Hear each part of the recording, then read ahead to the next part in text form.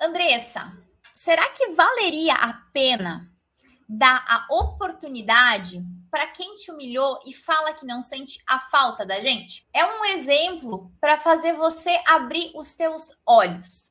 O que eu quero dizer com isso? Essa situação dessa Leo aqui, ela está na fase número 2. Como assim, Andressa, fase número 2? Se você não sabe, existem 4 fases que você precisa passar para conseguir superar o teu ex e ser feliz novamente, tá? E essa Leo aqui, ela tá na fase número 2, que é a fase em que muitas vezes você está presa numa dependência emocional, numa ferida de escassez, onde você acredita que sem a presença do outro, você não vai conseguir superar essa pessoa, você não vai conseguir seguir adiante na tua vida. Muitas vezes, quando você está presa na fase número 2, você não tem consciência mais do teu valor, você se perdeu de si, né? E aí, às vezes, você se coloca numa ferida de inferioridade, tá?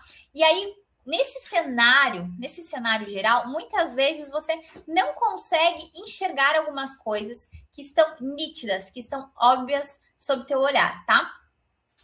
Essa Leo aqui pergunta, né? Será que valeria a pena dar oportunidade para alguém que te humilhou e fala que não sente a falta? Primeiro de tudo, essa leoa aqui, ela tem consciência. Consciência do quê? Do comportamento do ex, das atitudes dele, que ele faz ela passar por humilhações, né? Mas ela se vê tão presa nesse cenário, tão presa nessa história toda que ela se mantém. Ela continua insistindo. Alguma de vocês já passou por essa situação de, mesmo assim, insistir com o ex, insistir nesse fim de relacionamento, mesmo sabendo lá no fundo que esse relacionamento não era saudável, não era algo legal? Às vezes, o teu ex teve comportamentos ruins. Ele te traiu, ele fala coisas horríveis, palavras que te machucam, que te deixam mal, onde você se sente humilhada, insultada. Ele joga na tua cara muitas responsabilidades, como se o erro dele fosse tua culpa.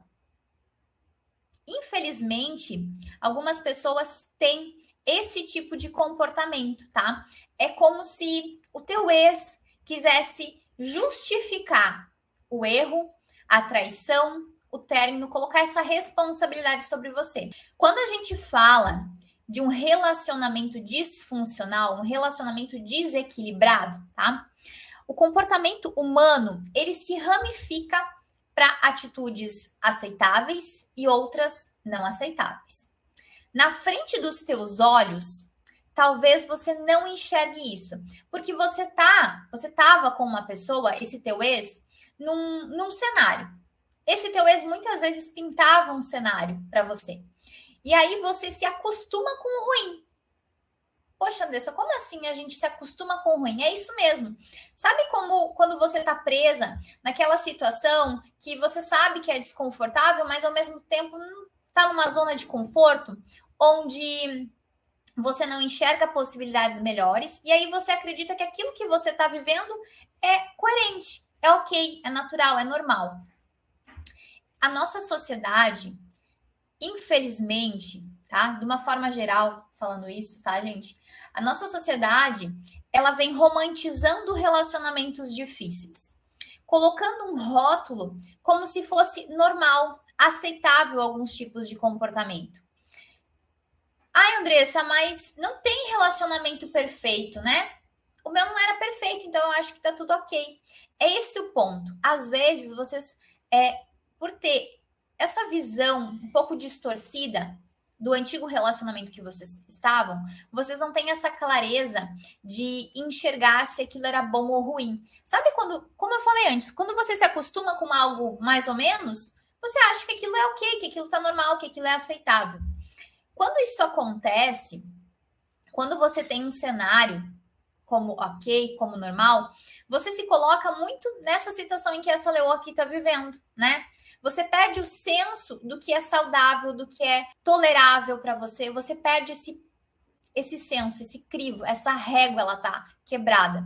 E aí, o que acontece? Vocês ficam vivendo num cenário onde não era legal, né?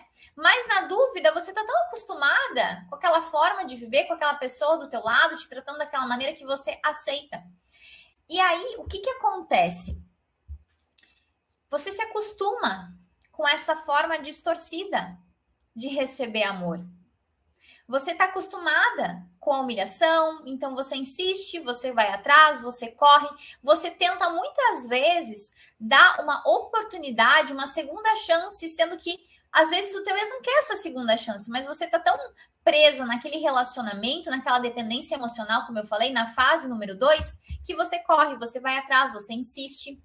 Cuidado com isso. Quando você, na tua mente, passa a correr atrás do teu ex, de se humilhar, de se aceitar viver naquele cenário, como a Leoa falou aqui, né, dando essa oportunidade, você tem que parar um pouquinho e pensar, Andressa, como assim? Não estou entendendo. Você está vivendo num cenário, né, de querer dar uma oportunidade para o teu ex que te humilhou, que fala que não sente tua falta, que não tá nem aí, mas você insiste. Então, quando você pensar em dar essa oportunidade para essa pessoa voltar para a tua vida, você tem que pensar assim, será que eu estou dando uma oportunidade para mim? Será que essa oportunidade realmente faz sentido? Ela tá coerente com as coisas que eu quero viver, o que eu quero para minha vida no futuro? Vocês estão tão acostumadas em viver nesses relacionamentos desequilibrados, onde o teu ex tem poder sobre o teu emocional, onde você muitas vezes não consegue distinguir o que é algo saudável, o que é algo intolerável, e aí você se coloca nesse cenário. Isso é extremamente perigoso.